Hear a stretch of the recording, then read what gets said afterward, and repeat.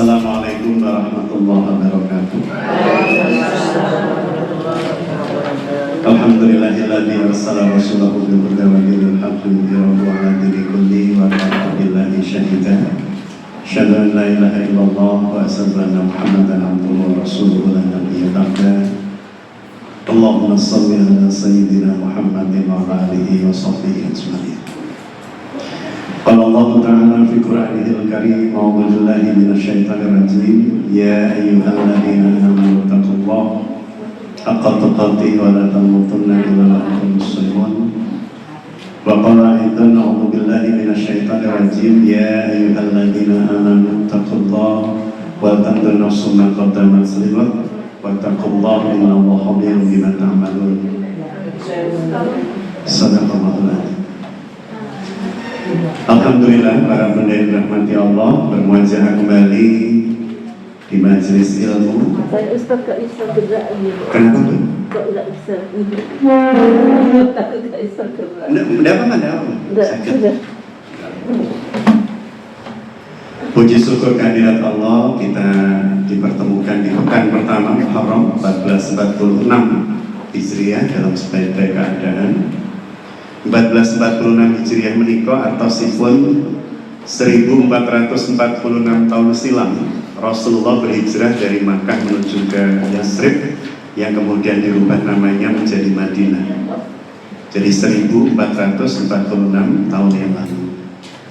Dan kiranya panjenengan kula sami di tahun hijrah yang ke 1446 ini memasukinya dengan sebaik-baik keadaan, mengisinya dengan sebaik-baik amal, dan menjadi ujung tahun nantinya juga ujung tahun yang husnul khatimah.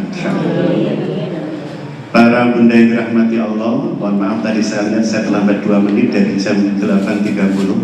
Di jam yang mungkin saya mengusulkan pada Bunda Nur Hayati dan ibu-ibu ini untuk Jumat kedua menikah pada akhirnya memang sulit jam 8 karena mulai pagi jam 6.45 itu kan di kantor imigrasi kajian.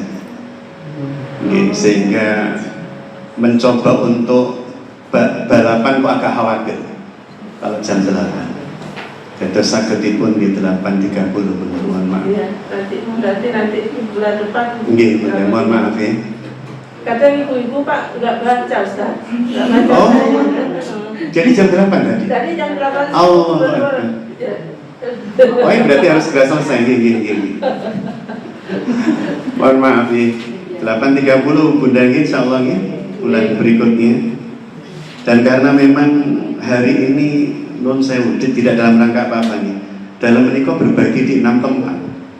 Dari mulai pagi ini, sepada ini, terus setelah itu nanti di Bu Lila, Geraha Lila Catering. Setelah itu khutbah Jumat di Al-Ikhlas Ngatiluwe, setelah itu di Puncu, dan malamnya di Rijalul Jannah kembali ke Bu Lila. Jumat ini saja tadi. Jumat ini Jumat kedua terus nih, ya, Jumat ini. Tapi untuk yang 8:30 Jumat seterusnya. Maksud dalam Jumat ini aja saya repot. Hanya Jumat ini. Tapi kalau 8:30 mohon maaf. Insya Allah berlaku mulai hari ini dan bulan berikutnya nih, dan bulan seterusnya. Mohon maaf nih. Dipun maklumi Bunda nih. Baik, para bunda yang dirahmati Allah, melanjutkan materi kita di bulan kemarin. Masih ingat Bunda? Loh, sudah lupa Bu? Jenengan itu karena harga berambang naik, itu jadi masalah harga besar. Apa Bu? Lupanya ikut naik. Oh, lupanya ikut naik. Tensi saya juga naik ya Bu kemarin. Ya Allah, saya itu tidak pernah kok tensi naik. Mau divaksin itu 190. Kaget. Berarti harus mengurangi banyak aktivitas. Oh, nggih. Asal jangan harga diri kita Bu ya. Baik. Kemarin itu kita bahas Bu berkaitan dengan kita itu oleh Allah dihimpun di Raudhatul Ilmi ini, dihimpun di bumi dan kelak akan dikumpulkan di surga. Harapan kita kan begitu. Kita kumpul dimanapun bersama dengan siapapun itu, kumpulan yang akan mengikat kita di bumi dan akan menuju surga. Saya dititipi karena ini bulan baik, Bu, ya. Muharram itu kan bulan baik, bulan yang baik. Karena Allah menyebut Ashurul Hurum dalam Quran, Arba'atun Hurum atau ayat 36. Arba'atun Hurum itu ada 4 bulan yang mulia: Zulqa'dah, Zulhijjah, Muharram, Rajab. Dan kalau Allah sudah bilang baik, siapapun tidak berhak mengatakan tidak baik. Kalau Allah menyebut mulia, maka siapapun tidak berhak menyebut dia tidak mulia. Sehingga kalau ada yang mengatakan bulan Muharram itu bulan sial, bulan tidak mulia, itu haram hukumnya. Bersebab Allah sudah menyampaikan ini bulan baik, bulan mulia. Maka di bulan mulia ini kita memanjatkan doa untuk tuan rumah, ya, Bunda Nur, Bu Rini, Mas Alban, yang kita harapkan oleh Allah dipertemukan takdir terbaik sekolahnya. Anak saya kemarin ikut ujian UMPTK belum masuk, dan saya selalu bilang sama anak saya beginilah, kalau kamu sudah berusaha maksimal, berdoanya maksimal, kok tidak diterima, karena memang Allah menghindarkan kamu dari situ, dan pasti Allah menyiapkanmu tempat yang lain, sehingga tidak perlu berkecil hati. Kalau kita sudah berusaha maksud, tapi kalau sinau woga, sholat di orang terima ya pantas. Tapi kalau Alban juga belum ini. Anak saya belum, dan saya enggak kemudian wah enggak. Saya merasa apa yang diputuskan Allah itu yang paling indah. Saya itu dulu ketika kuliah nyasar jurusan, tapi indah. Setiap saya ngajar itu saya tanya mahasiswa saya, kira-kira kalau kamu melihat saya jurusan apa? Jawabannya cuma 2. Kalau tidak dari IAIN pasti ngambil jurusan psikologi. Saya jawab salah. Saya dari fisika murni. Oh, Ustaz, apa ada? Ustaz. Iya. Tapi dengan masuk ke sana saya belajar Al-Quran begitu indahnya. Saya punya dapat guru luar biasa di Al-Haramain dan seterusnya. Jadi bunda-bunda dirahmati Allah, ketika anak tidak terima, kalau sudah berusaha sinauni ya teman, doa nih pun teman, pasti memang itu bukan tempatnya. Allah sedang memilihkan dia tempat yang jauh lebih bisa mengembangkan potensinya, kehebatannya. Maka tidak diterima itu bukan kegagalan, tetapi cara Allah untuk menyiapkan takdir terbaik lainnya. Sehingga kita berdoa termasuk kagem panjenengan seluruhnya, keluarga panjenengan, putra putri panjenengan, kita bacakan suratul Fatihah, kiranya senantiasa mendapatkan kekuatan untuk istiqomah dan ujungnya akan mendapatkan takdir terbaik dari Allah Subhanahu wa taala. Ala hadirin al-Fatihah.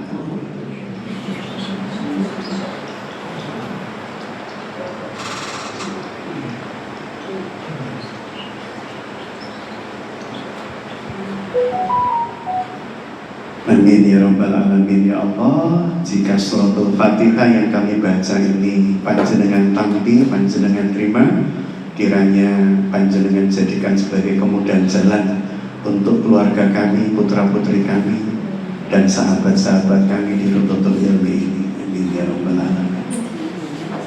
Baik, Raudhatul Ilmi laras ya? Karena nama majelisnya sama persis dengan yang dipari di Masjid Nur Hasan, Majelis Taklim Raudhatul Ilmi, tamannya ilmu, kebunnya ilmu. Baik para bunda yang dirahmati Allah, kemarin kita mengkaji tentang pertemanan dan persahabatan yang bisa menghimpun kita di bumi dalam kebaikan dan keberkahan, serta menghantarkan kita kelak menuju surga Allah Subhanahu wa ta'ala. Para bunda yang dirahmati Allah, kita coba lanjutkan dengan yang dulu ayat berapa yang sudah saya bahas dari Al-Hujurat 11 ya, berarti kita lanjutkan 12-13. Baik, para bunda yang dirahmati Allah, apa yang kemudian menjadikan kelompok, kemudian menjadikan majelis taklim atau menjadikan sebuah organisasi itu kemudian tidak bertemu dengan berkahnya. Ada kalimat seorang bapak begini, Masya Allah Ustaz, rasanya adem saya itu melihat istri saya sedang ngaji itu lebih taat pada suami, lebih ngajeni suami.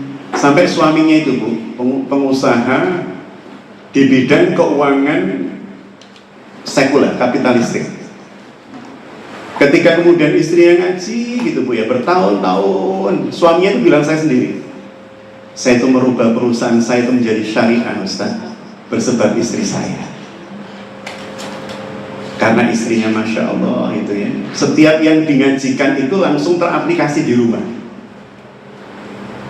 Termasuk teman jenengan, teman saya, tanpa harus saya sebut nama, sama-sama pengusaha seperti yang saya temui ini. Yang bersebab istri yang ngaji, beliau banyak mengalami perubahan hebat dan dahsyat dalam hidupnya. Bersebab apa? Sebab mengikuti kajian di mana-mana, si istri ini benar-benar bisa memposisikan diri sebagai seorang istri dan seorang ibu, istri bagi pasangan dan ibu buat anak. Karena memahami dan mengetahui hak dan kewajiban secara benar dari seorang istri maupun suami dan anak itu menjadi wajib hukumnya, agar supaya hidup panjenengan kula sami dados berkah. Tapi ada pula suami yang ngeluh, ya Allah Ustaz, istri ngaji di mana-mana ya Allah, kadang sampai 1 hari 3 kali kayak minum obat. Pagi ngaji, sore ngaji, malam ngaji lagi. Tapi tidak menambah apapun kebaikannya Ustaz, kecuali cicilan habisnya nambah, cicilan jilbabnya nambah di mana-mana. Artinya ada 2 model. Orang yang sebatas mendapat ilmu langsung teraplikasi, dan orang yang ngumpul-ngumpul tapi tidak ada berkah dari ngumpulnya. Ikut kajian, ikut majelis taklim, tapi tidak ada berkah. Sama dengan kalau Muhammad Hatta menyampaikan seperti ini kok tidak ada perubahan. Ustadz Hatta itu wongi ngamuan, wongi nggak enak, nggak punya adab, ya berarti salah ilmu. Maka para bunda yang dirahmati Allah, mungkin panjenengan kula sami setiap kali kita mendapat ilmu atau menyampaikan ilmu, semakin bertambah baik akhlak kita, semakin indah akhlak kita, baik kepada Allah, Rasulnya maupun sesama manusia. Di ayat ke-12 Allah Subhanahu wa ta'ala menyampaikan Al-Hujurat, A'udzubillahi minasyaitonir rajim. Ya ayyuhalladzina amanu. Al-Hujurat ayat ke-12. Hai orang-orang yang beriman. Ini seruan Allah kepada orang dengan panggilan sayang. Seperti kalau panjenengan memanggil putra-putri atau suami dengan panggilan khas khusus yang menunjukkan perasaan kita yang terikat olehnya. Contoh misal, di sini ibu-ibu ini yang paling muda siapa? Kira-kira yang paling muda? Iya. Sudah ibu apa tasih Mbak? Sudah. Bu, panjenengan punya nggak panggilan khusus buat suami? Ada nggak panggilan khusus? Apa-apa? Dalam? Ayah meninggal. Ayah? Ayah aja. Ayah aja. Ayah aja. Ya. Ada panggilan khusus ayah. Ada panggilan khusus apa Bu? Terhadap suami. Jadi lah. Sama ayah aja. Ayah. Tanpa aja. Panggilan khusus masa ayah juga. Perasaan ayah itu umum saja. Tidak punya panggilan. Tidak punya panggilan. Satu lagi yang terakhir, Bu Joko. Oh, ini senior saya, ibu saya. Terus pun tidak sungguh. Saya panggil opa. Opa. Karena sudah punya opa. Kadang ada panggilan mungkin Hani, Madu. Kadang ada panggilan saya. Kadang ada macam-macam lagi. Tapi mungkin panggilan ayah itu sudah mencakup semuanya gitu ya dalam hati kita. Ketika panjenengan memanggil suami, di situ ada kebapaannya, ada rasa sayang terhadap pasangan, ya, dan seterusnya. Karena kalau sudah marah pasti manggilnya bukan ayah tapi bro gitu ya. Bro saya keliti gitu ya. Jadi panggilan sayang yang disampaikan oleh Allah kepada orang-orang khusus itu di sini disebut alladzina amanu, orang-orang yang beriman. Istanibu itu menjauhlah, jauhilah. Apa yang harus dijauhi oleh orang-orang beriman kula panjenengan sami agar tidak merusak persaudaraan, persahabatan, pertemanan, keluarga? Katsira minadh-dhann, katsira itu banyak, minadh-dhann dari prasangka. Jadi panjenengan kula sami oleh Allah diminta untuk menjauhi banyak berprasangka.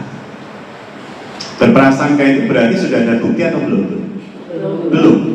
Menduga-duga, mengira-ira apa yang terjadi tanpa didukung oleh fakta atau bukti-bukti real.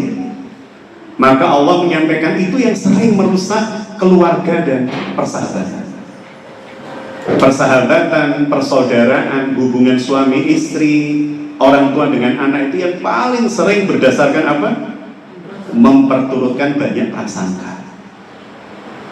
Belum terbukti, belum dikonfirmasi, langsung dihukumi, dijudge.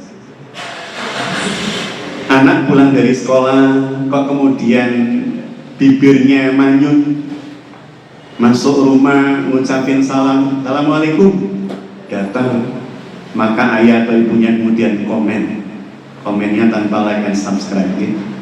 Komen langsung, mulai kok cemberut, jadi uang kok mentutut, padahal tidak tahu ketika anak ini mau pulang ternyata tadi sepedanya mungkin ditenggor orang yang ugal-ugalan. Tidak tahu kalau anak ini ketika sekolah tadi ibunya lupa tidak ngasih sangu, sehingga kemudian pada saat teman-temannya pada makan minum, dia tidak makan minum, dan pada saat itu ada iuran yang harusnya dia bawa, ibunya lupa tidak membawa dan anaknya juga lupa. Jadi kadang kemudian hanya melihat sesuatu langsung disimpulkan, ini yang bahaya. Melihat orang kok kemudian duduknya dari panjenengan agak menjauh begini, langsung berprasangka, jangan-jangan orang ini tidak suka dengan saya, jangan-jangan. Padahal boyoknya sebelah sini sakit, sehingga memang duduknya harus seperti ini. Padahal biasa lu gue aku gak ngunu lu, biasanya nyedok kok saya boleh ini. Artinya ini memperturutkan perang. Hati-hati. Yang sering kali merusak suasana hati panjenengan kula sami adalah prasangka yang diperturutkan. Prasangka yang diperturutkan, bukan hanya anak orang tua, suami dengan istri, orang tua dengan orang yang satu dengan orang yang lain, tetangga, sahabat, kerabat, satu majelis taklim dan seterusnya. Hati-hati. Saya juga mencoba hati-hati kalau kemudian pas ngajar atau pas kajian seperti ini, kok saya lihat ada jamaahnya bolak-balik saya mencoba untuk berprasangka, ya Allah ini pasti tahajudnya tadi malam 100 rakaat, ya Allah sabot. Tidak kemudian dalam hati langsung, semoga serius, semoga saya sudah syukur, nggak pengen, wah ini bahaya kalau saya tak turutkan hal-hal seperti itu. Jadi harus dimanage agar supaya tidak berprasangka buruk. Jadi dzon di sini yang dimaksud adalah su'udzon. Su itu jelek, dzon itu prasangka. Jadi su'udzon itu prasangka jelek atau prasangka buruk. Tapi kalau prasangka baik boleh, panjenengan berprasangka tapi baik. Ibu itu loh, ngapa-ngapain itu tadi, ya Allah mungkin beliau tadi malam tahajudnya ditambah hajatnya, tambah sholat sunat taubat, tambah sholat sunat tasbih, pasti panjang lama wirid zikirnya, ya Allah setelah itu masak buat suami buat anak-anak, pantas ngantuk, dan soal itu ngantuk yang berpahala. Jadi tidak kemudian langsung melihat ada sesuatu yang dianggap kurang, hatinya kemudian menyimpulkan, hatinya kemudian menghakimi dan menghukumi. Jadi Allah menyampaikan istanibu, jauhi katsira minadh-dhonni, banyak berprasangka. ba'dadh-dhanni ismun bersebab kebanyakan prasangka itu dosa. Mayoritas prasangka manusia itu kira-kira baik atau buruk atau Bu? Mayoritas buruk. Manusia itu lebih mudah berbicara tentang kurangnya orang lain dibanding lebihnya. Bahkan bicara lebihnya orang lain pun tetap kurangnya, karena yang dibicarakan lebihnya orang itu lebih berat badannya, tetap kurang. Jadi obrolan yang bermasalah. Apapun yang diomongkan dari orang itu selalu dicari kurangnya, lemahnya, cacatnya. Wah, ini setan super nempel. Mereka itu masuk dalam darah kita, mengalir sampai otak, sampai hati, agar supaya kalau panjenengan sami banyak berprasangka, dan prasangkanya adalah prasangka yang ujungnya adalah penghakiman. Allah menyampaikan hati-hati, mayoritas prasangka itu adalah keburukan. Contoh dunia. Kalau ada berita tetangga panjenengan mendapatkan atau putranipun mendapatkan penghargaan sebagai juara tahfidz tingkat kabupaten, dengan yang anaknya ditangkap polisi bersebab narkoba, lebih cepat mana beritanya? Tangkap polisi. Kalau sesuatu buruk itu rasanya cukup banget.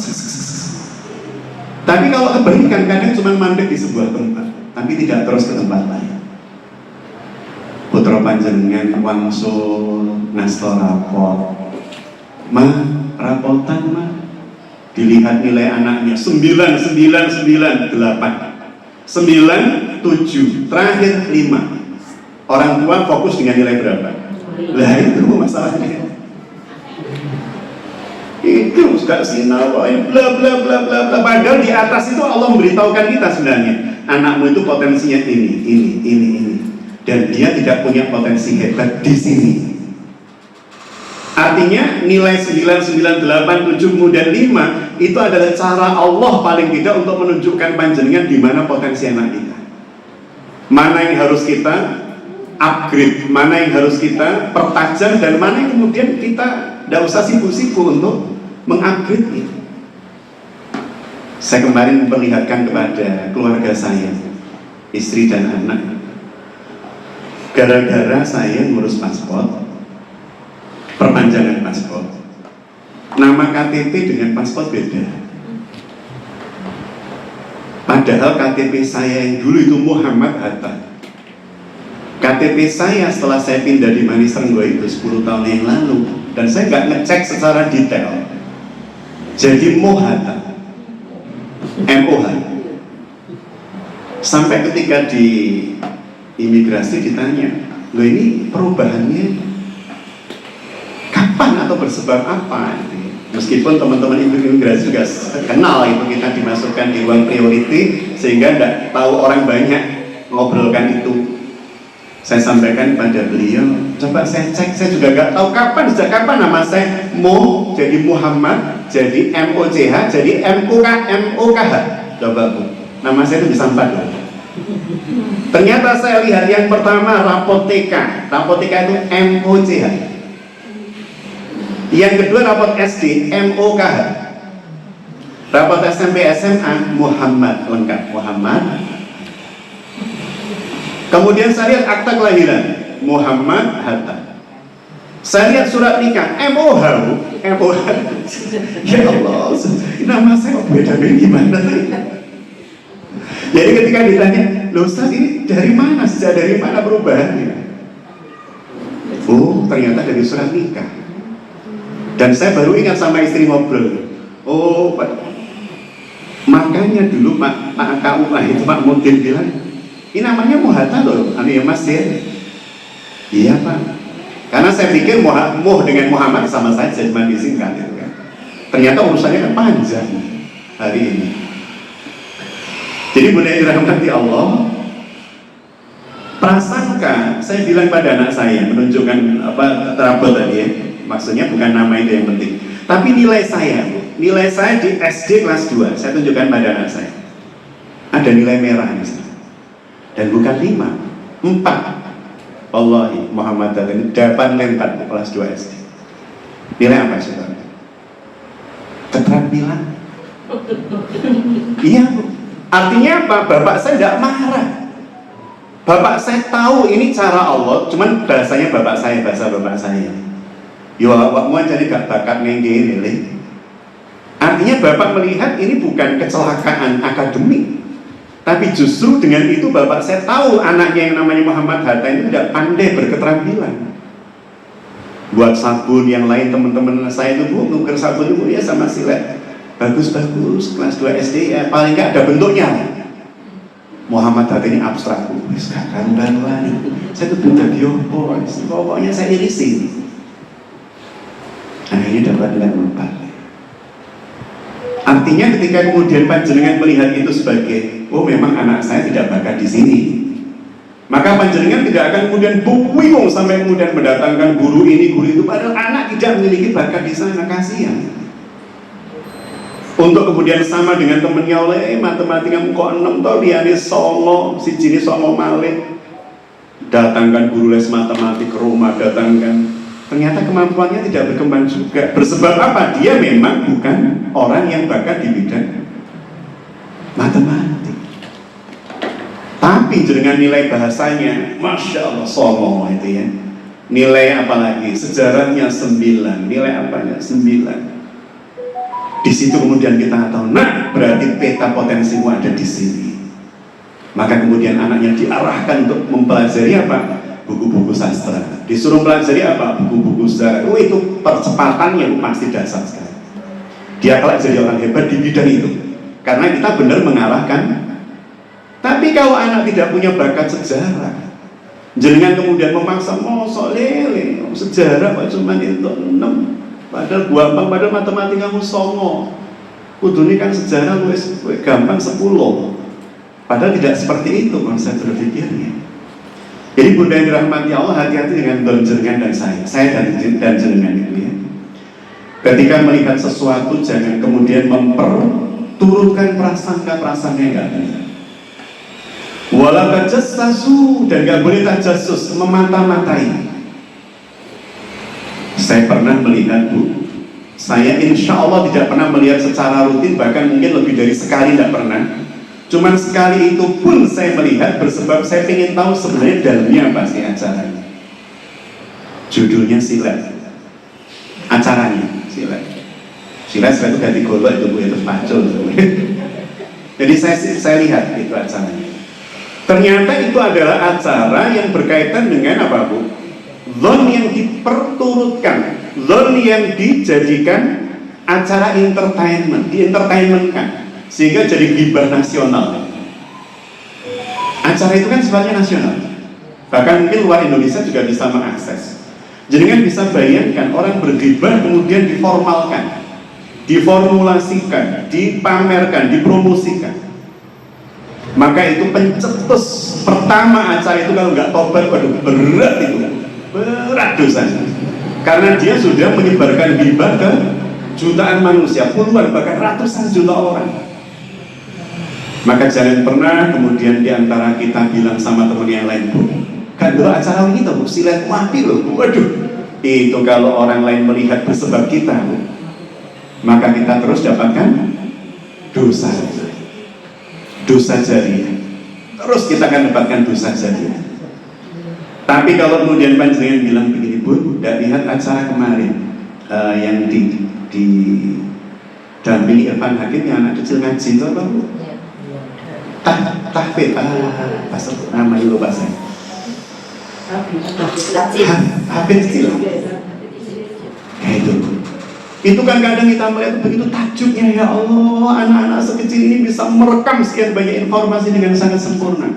Apalagi yang mengalami sindrom otak itu Bu ya. Saya tuh melihat ya Allah sampai nangis ya Allah. Membayangkan diri saya sendiri, anak yang seperti ini ya Allah. Dengan desain ternyata itu bagian keistimewaannya ya Allah. Ketika orang lain bilang itu cacatnya, kurangnya, tapi ternyata itu justru seorang anak yang buta kemudian bisa menghafal, yang putri itu ya, anak perempuan itu bisa menghafal 30 juz. Dan ketika ditanya, pilih bisa melihat atau tetap buta seperti ini? Saya pilih tetap buta seperti ini. Bersebab dengan buta seperti ini, tidak banyak hal yang menggoda dan melalaikan saya dari hafalan saya. Itu langsung saya, dia memahami bahwa buta itu bisa menjadi nikmat, bisa menjadi azab. Melihat ini Bu, bisa menjadi nikmat, bisa menjadi azab. Gini apa?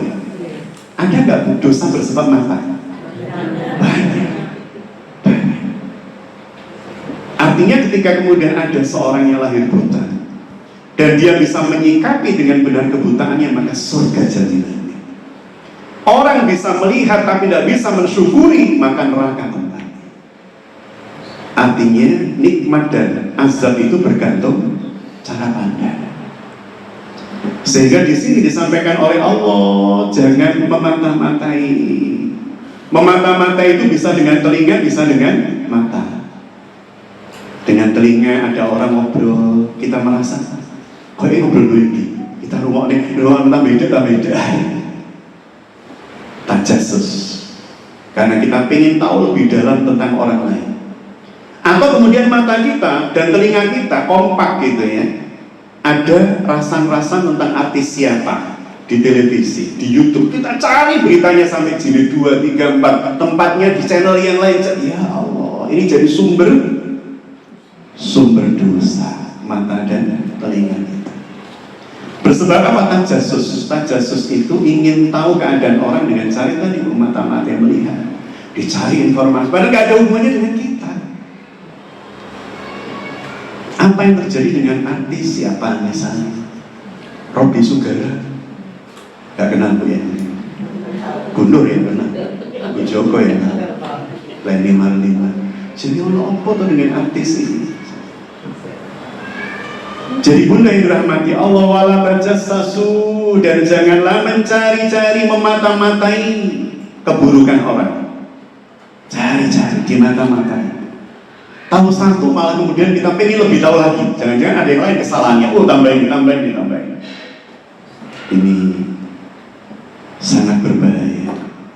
Ada orang itu Bu, memiliki penyakit psikis yang disebut dengan SMS, suka melihat orang susah dan susah melihat orang senang. Jadi melihat orang susah itu senang, melihat orang senang susah. SMS. Maka orang seperti ini adalah orang yang pasti senang dengan kesulitan, kesusahan orang lain. Pasti dicari-cari, semakin banyak kesusahan orang dia semakin puas. Rasa nih. Tapi kalau kemudian ada orang yang mendapatkan kesukacitaan, kelapangan, dia merasa, ya Allah mau ngundur kok dikai rahmat, kok dikai nikmat. Jadi jangan mencari-cari keburukan orang itu yang kemudian menjadikan persaudaraan itu buyar. Wallahi saya punya saudara Bu, meskipun minduan itu apa Bu kalau bahasa Indonesia? Apa Bu ya? Sepupunya sepupu itu ya. Sepupu kedua. Yang kaya raya, bapaknya itu dikenal orang kaya kesekian di Mojokerto. Rumahnya di mana-mana. Ketika abahnya meninggal, ibunya meninggal, harta yang demikian banyak ternyata menjadi pemecah belah anak-anak.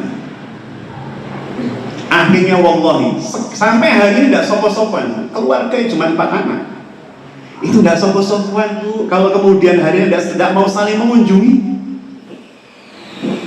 padahal dulu saya kagum dengan keluarga ini, Masya Allah menyenangkan, kumpul bareng gitu. Dengan ayah ibunya, rumahnya besar, saya diminta nginep di sana, senang lah. Kamar sebesar ini, kamarnya bisa buat pelayan istilahnya. Tetapi kemudian ketika ibunya meninggal, ayah meninggal, saling kemudian apa? Saling memata-matai, saling mencari kesalahan untuk apa? Bisa menguasai warisan hartanya. Mencari-cari keburukan ini tidak boleh, dosa. Memecah belah persaudaraan pada akhirnya. Wala tajassasu, sudah boleh. Wala yattab, dan janganlah menggunjing ba'dukum ba'dha, satu dengan yang lain.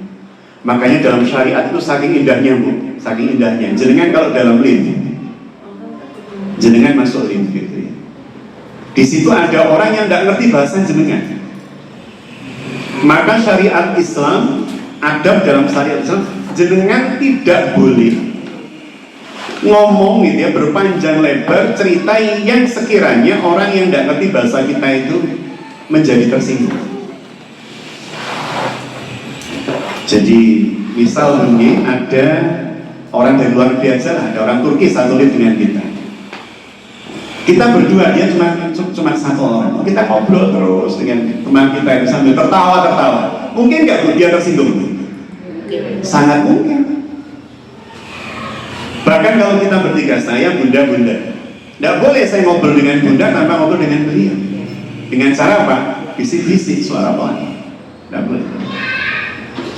Ya suaranya keraskan. Untuk tidak menjadikan sahabat kita tersakiti hatinya. Sampai segitu loh Islam mengatur. Ada etikanya. Jadi wala tajassasu, jangan memata-matai, golek-golek kesalahan orang. Wala yaktab ba'dukum ba'dhan, jangan riba, rasan-rasan satu dengan yang lain. Ayujibu ahadukum ayyakula lahma fi, apakah engkau mau, apakah engkau suka salah seorang di antara kalian makan daging saudara? Ternyata membicarakan orang lain itu pun ghibah, itu salah satu hukumannya kelak ketika Kanjeng Nabi pas Mi'raj itu melihat ada orang-orang yang sedang memakan manusia yang masih hidup, terbelah tubuhnya, kemudian atau terbuka perutnya, kemudian dimakan bagian-bagian perut itu sambil mereka tertawa dan berbicara satu dengan yang lain. Itu adalah para pelaku ghibah. Maka tentulah kalian merasa jijik kepadanya. Maitan fakaritumu, maka kalian pasti menjadi jijik.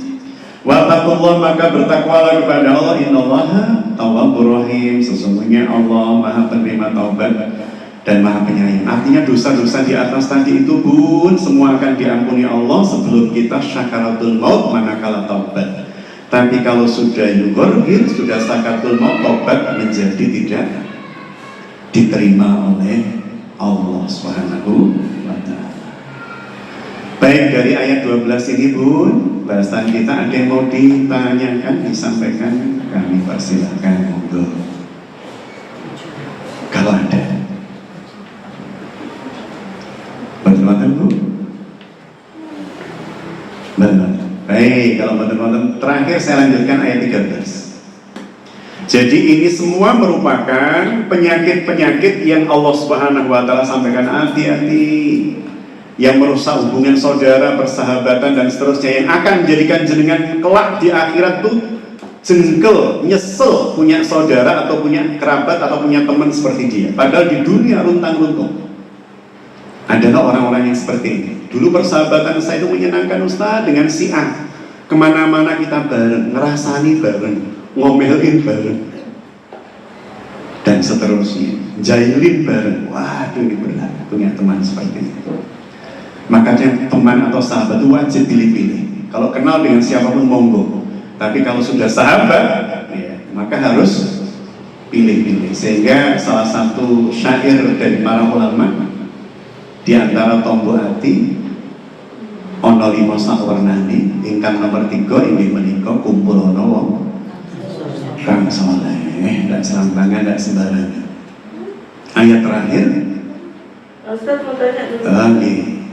Tadi kan di ayat 12 itu tidak boleh berprasangka ya. Pokoknya kita melihat sesuatu yang kurang berkenan, tapi tidak ngomong itu. Itu apakah termasuk dosa?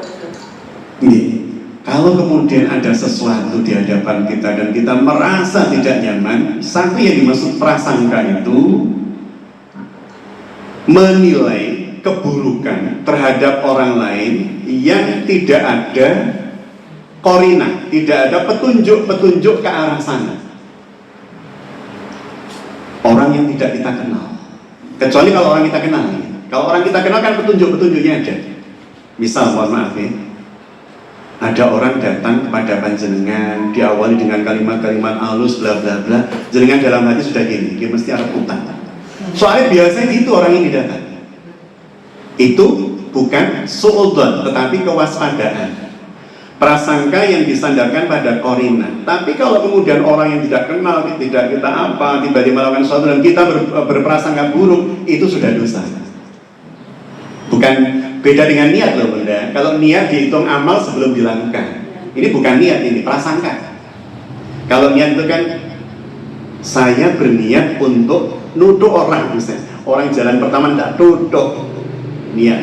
Tapi ketika ada orang jalan tiba-tiba astagfirullah, lampunya nuduh-nuduh, maka tidak dicatat sebagai keburukan, bahkan dicatat sebagai kebaikan. Tapi kalau kemudian prasangka, ini tidak ada kaitan dengan niat. Prasangka itu menilai, sudah menilai, menjudge orang tanpa ada korinah apapun. Tapi kalau panjenengan punya korinah, punya asbab-asbab yang menjadikan kita bisa menilai seperti itu. Ada pada umumnya orang pasti akan menilai begini, kalau orang begini, itu beda. Tapi kalau tanpa sebab, panjenengan cuma memperturutkan prasangka, wong lek irungin ini mesti gini, wah ini bahaya. Orang kalau meripati ini mesti, ini bahaya.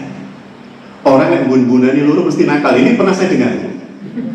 Ya Allah, ini gimana? So, bun-bunan mesti nakal, ini gimana? Unyem-unyem. Itu kesimpulan dari mana? Hanya karena dia pernah melihat ponakannya unyem-unyem luru nakal. Pertanyaan saya, yang unyem-unyem si nakal wonten apa kuatan? Kuatan, gitu. Artinya tidak bisa, tidak boleh begitu. Itu prasangka. Jadi kalau prasangka tanpa didahului oleh data-data yang roji, valid, korina kalau dalam bahasa fikih tidak boleh. Tapi kalau ada korina boleh. Itu namanya. Utarakan cuma diem aja. Tidak boleh. Lucu gitu loh Pak Ustadz. Ada lihat orang yang kena terus make upnya banyak gitu loh. Terus tapi nggak diutarakan, diem aja. Itu kalau kita merasa lucu sih oke. Tapi kalau kemudian dia ini, itu orang sombong, duduno ini merek Revlon ini apa Baygon gitu ya. Nah itu beda. Tapi kalau sekedar astagfirullah ya, astagfirullah. Ada orang tabarut, astagfirullah. Ya tidak apa-apa. Tapi kalau astagfirullah ditutup mesti aku ya api di mana dia itu. Wah ini baik. Ngeten, meskipun prasangka itu kalau sampai kemudian saya lebih baik dari dia, itu masuk ujung sudah. Jadi itu sudah dosa. Nggih, ada yang lain? Ada Ustaz. Nggih. Assalamualaikum warahmatullahi wabarakatuh. Terkait dengan apa namanya ciri-ciri dohiriyah seseorang, dan apabila kita melihat seperti Ustaz sampaikan bahwa kita tidak boleh menjustis itu Ustaz. Nah, saya sebagai seorang hukum yang belajar di bidang hukum pidana, dan kami belajar kriminologi, dan kriminologi itu mempelajari termasuk diantaranya adalah ciri-ciri dari seseorang dilihat dari dohiriyah. Dilihat dari dohiriyah.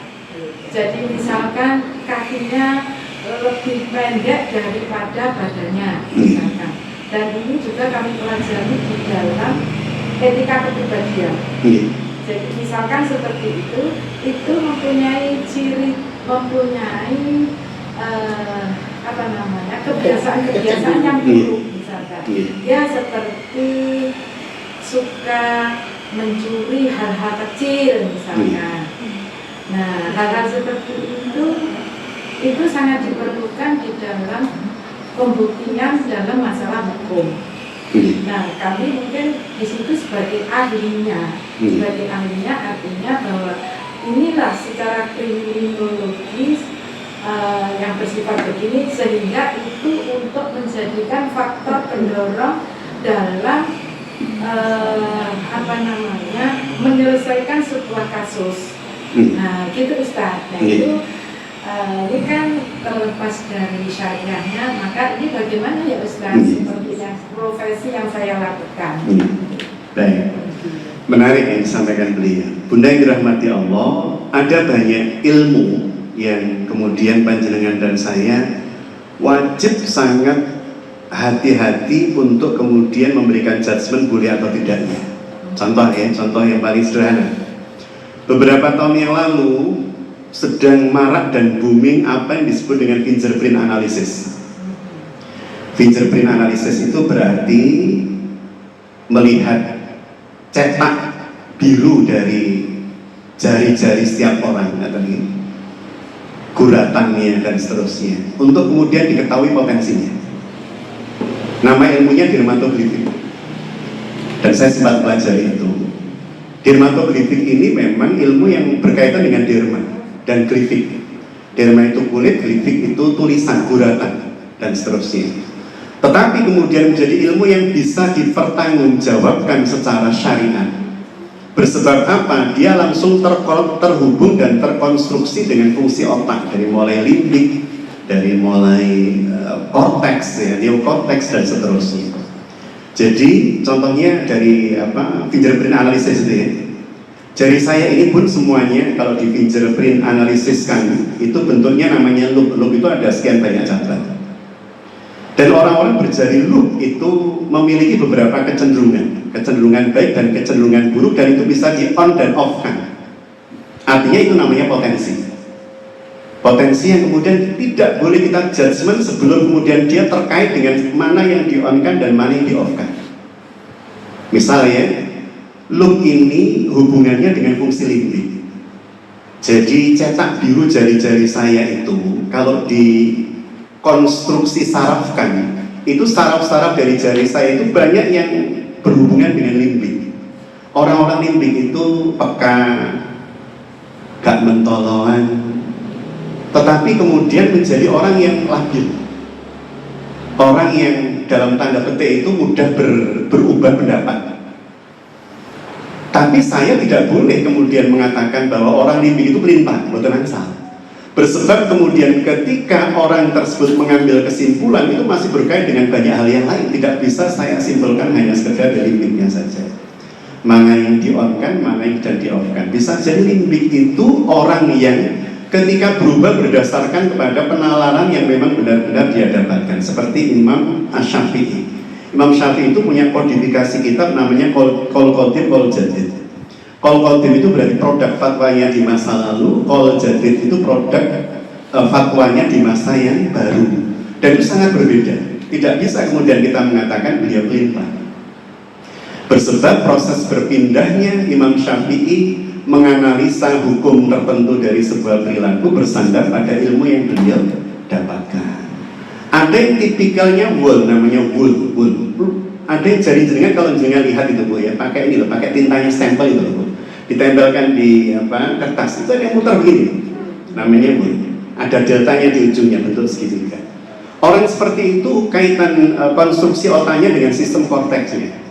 Itu kalau pengen sesuatu, wangel dipenggal. Kalau sudah pengen beli sesuatu, meskipun hujan berangkat. Tapi model seperti saya, kalau kemudian mau berangkat kok hujan dewers, mending lah. Tapi ada tipikal orang yang kalau pengen sesuatu ya, pengen. Tapi tidak kemudian kita bisa justice begini. Orang seperti itu pasti pembantah.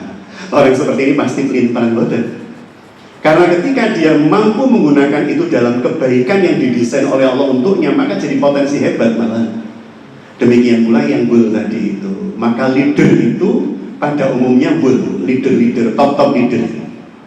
Sedangkan orang-orang seperti saya, Pak Yusuf Kalla dan seterusnya itu tipikal biasanya pendamping dari leader utama, untuk kemudian bisa saling mengisi. Yang satu ngegasin buanter, yang satu nyantai, agar supaya kemudian yang nyantai bisa lebih cepat dan yang kecepatan ini bisa.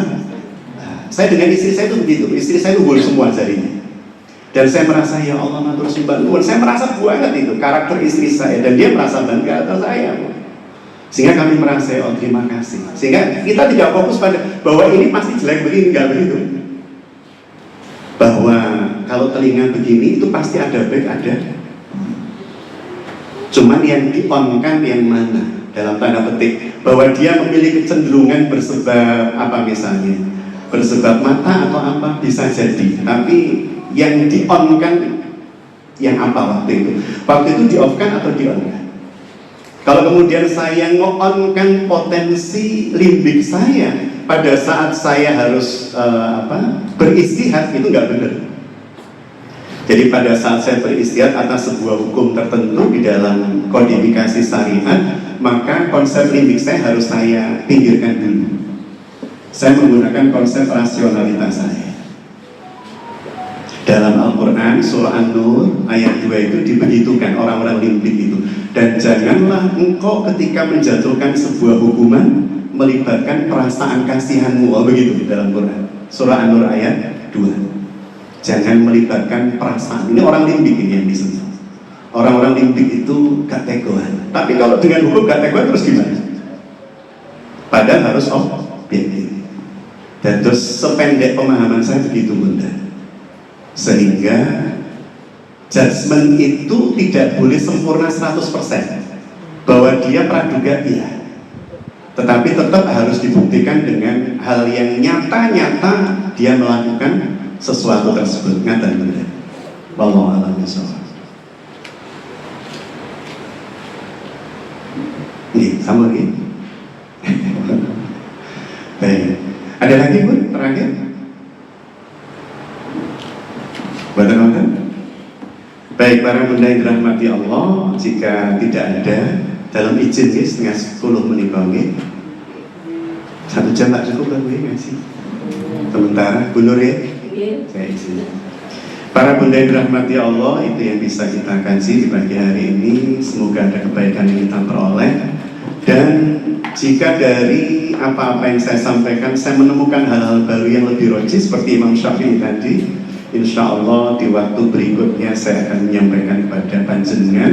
Bersebab tidak boleh seperti saya begini ketika ditanya menjawab sesuatu yang kemudian saya menemukan hujah yang lebih kuat, saya simpan bersebab malu, itu tidak boleh.